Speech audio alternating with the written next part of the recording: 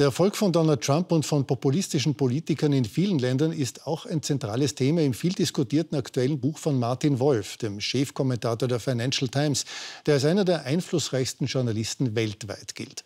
Martin Wolf, dessen Vater vor den Nazis aus Österreich nach England geflüchtet ist, war heute Abend zu Gast im Bruno Kreisky Forum in Wien, wo ich ihn jetzt begrüße. Good evening. Good evening. Mr. Wolf, let's start with Donald Trump. How good are his chances to become president again next year?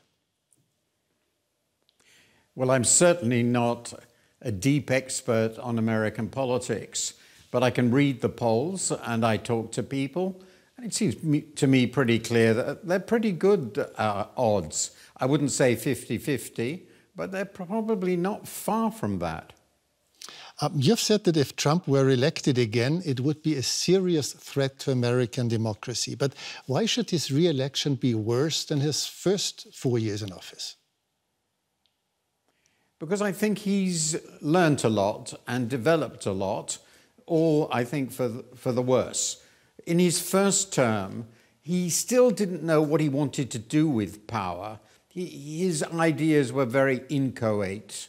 He wanted to be respectable, and he put in place in all the really important positions in the Defense Department, the Secretary of State, the Treasury, pretty respectable people with pretty traditional views. So while his spirit was populist, his actions, except in a few areas like trade policy and immigration, were reasonably conventional Republican actions, tax cuts, and so forth. It really only became radical, I mean, radically radical, when he was about to lose power. When, of course, and there's really no other way of describing it, he tried to mount a coup against the elections. He tried to overturn the results of the election. And the fact that he got away with it in his party, that the party accepted the way he defined what had happened and what should have happened, has, of course, transformed his position. If he now becomes the candidate, it's pretty clear that he's going to come in with a large group of people who've been pre-selected, and what they want to do is overthrow what they call the administrative state, which means that they want to put in his cronies, people who support him passionately in all the important positions in the government, including relatively low positions in the bureaucracy, and he will use this to reward those he wants to reward and punish those he wants to punish, and to transform policies like US membership of NATO, for example, US support for Ukraine. Who knows what else will be transformed. So I think we are going to look at a very different second term from the previous one. In an interview, you recently compared Donald Trump to the Roman Emperor Nero. What did you mean by that? Well, I've been thinking about this a lot. In fact, I'm about to review a wonderful book by the very famous British ancient historian Mary Beard on the Roman emperors, and it's made it even clearer. I think the point about Donald Trump, and this is a big mistake we've had, is he himself doesn't really have a policy program, though he's certainly being supported increasingly by people who do very malevolent policy programs. He just wants to be in power. He wants everybody to understand he's the boss, to show off and get people to admire him and sit around him and just think of him as number one. And that's the sort of classic position of the more extrovert and also psychopathic Roman emperors. And Nero's a pretty good example. There were plenty of others. And Nero was also a performer. He really wanted to be a performer. He famously went to the Olympics and insisted that he won in every race he participated in. Now, of course, Trump doesn't want to do that, but the megalomania of the man is, I think, very similar and characteristic of this sort of bully. Mr. Wolf, I do not want to edit our interview too much, so you could help me with a little shorter answers. That'd be great, so that I don't have to edit some answers out of it. I'm losing this. Yeah? Yeah, does it work again? Sorry. Yeah, no problem, Yeah, okay. no problem. Okay, So, I will be brief. I have no idea how long that was. That'd be great. Now. Yeah, it was a little bit too long. Okay, but we continue. Yeah. But do you really think the US, the oldest and most important democracy in the world, could turn into something like Orban's Hungary or Erdogan's Turkey, become an illiberal democracy, as Orban puts it, or even a de facto autocracy like Turkey? The honest answer is one can't tell. There will certainly be great resistance, there's no doubt about it, but there is one party that is clearly and unambiguously anti-democratic. There are plenty of members of the judiciary now who support the project, and there are plenty of people who support the project. How powerful the resistance will be in this complex federal republic, where, of course, many states will not be under the control directly of the Republicans, one can't really judge. But I think the danger is now greater than at any time in American history. Now, this is obviously not a purely American phenomenon. In many countries, including Europe, like in France and Italy, in Austria, and most recently in Germany, populist parties and politicians are becoming very popular. How do you explain that? I think it's the deepest question. My answer has been a mixture of things, but at the core, they've been a significant part of our societies, basically the working class, the lower middle class, who feel that they are economically downwardly mobile. They don't fit in the modern economy. They're particularly affected by deindustrialization. Relative incomes have fallen. They don't see the future for their children. And in addition to all that, they are the victims, as they see it, of profound cultural changes, mass immigration, and so forth. And this has created a combustible mass, which demagogues are good at exploiting. But if people are disappointed with the economic development or with capitalism in general, why do they not turn to left-wing parties but to right-wing populists? I think this is a very good question, and I can't say I have a perfect answer, but I think that increasingly there are at least three elements of it.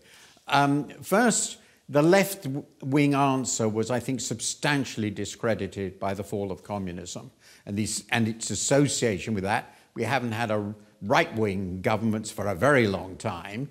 The second is the left is associated with a class of intellectuals, and now a very large class, educated people, university-educated people, whose progressive ideology on things like gay marriage and all the rest of it is very alien to these people. And third, despite all that's gone wrong with it, it seems to me the promise of the left is sort of hope, is that somehow or other we're going to transform things into something better. But the promise of the right has always been you can indulge your anger, and they feel angry. You compare the current situation in your book with the situation around 100 years ago after the great economic crisis, when many people in Europe turned to fascism. Isn't that too dramatic a comparison? Yes, for sure. And I say frequently in my book that I'm not comparing any of our existing politicians with the sort of people we saw in the interwar years.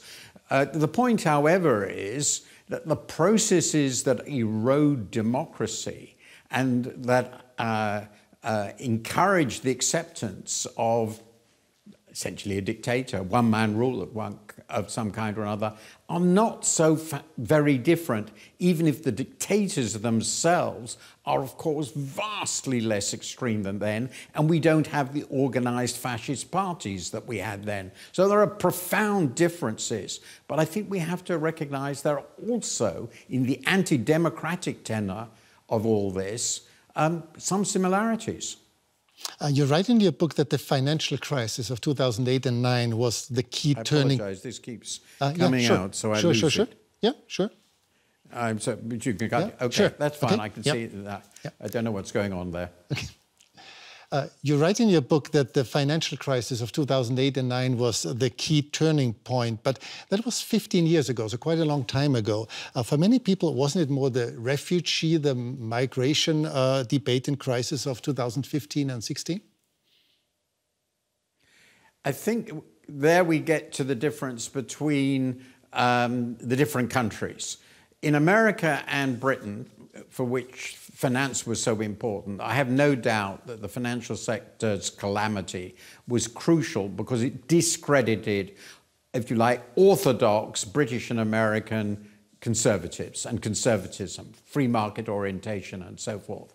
I think in continental Europe, at least in parts of continental Europe, the economics was probably less important and the migration crisis was more important. And I don't really know enough about how exactly to weigh these different effects in different countries. What role would you ascribe to financial inequality, to the fact that rich and especially a few super rich people are still getting richer, while many working class people and also middle class people feel more and more left behind? I think that the perception of rising inequality and of worsening circumstances for themselves is certainly part of the anger and frustration that people feel, and along with a sense of a loss of control over their own economic futures. I add in deindustrialization. I think that's extremely important. Declining social mobility is very important. It affects the view people have of their futures, their children's future. So these things come together, but inequality is certainly part of it. Now, these are objectively very difficult times for people who govern. The war in Ukraine, the energy crisis, record level inflation, the democratic development in Western societies, the pandemic that we just went through. What advice would you give to democratic politicians to regain the trust of the electorate?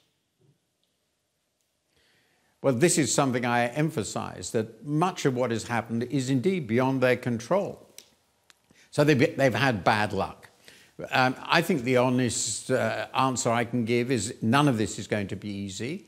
I believe that it is crucial that they be honest in what they promise, that they get a record for being competent, that they do achieve what they promise, that they are realistic about what they can't do, and they try to engender through these sorts of behaviors a renewal of trust and consistently point out that their opponents are just talking absolute nonsense. You live in a country which experienced Brexit in 2016, something many, many people never thought possible. I think you too. Now, in hindsight and 7 years afterwards, now, are you in general more optimistic or pessimistic? Well, I did actually think Brexit was possible, but that's neither here nor there. The answer is, if I look at it in Britain now, we know that Brexit has been very damaging, and we know that we can't reverse that, so we don't know about the future. But I've actually been genuinely rather comforted by what's happened politically, in that we seem to be regaining our senses. How long that will last, I have no idea.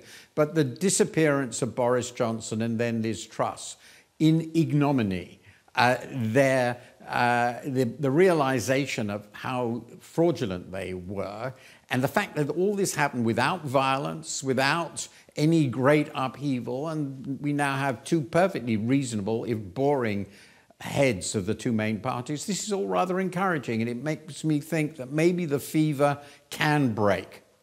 But if Donald Trump were elected in the US, would that still be so reversible 4 years afterwards? Well, that's one of the big questions. I assume he would still not stand again. They can't reverse the Constitution. But if they have changed things enough, it might be very difficult for the Democrats to win again.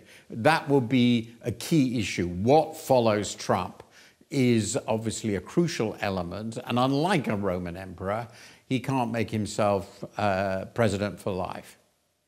Mr. Wolff, thank you so much for your time. It's a great pleasure.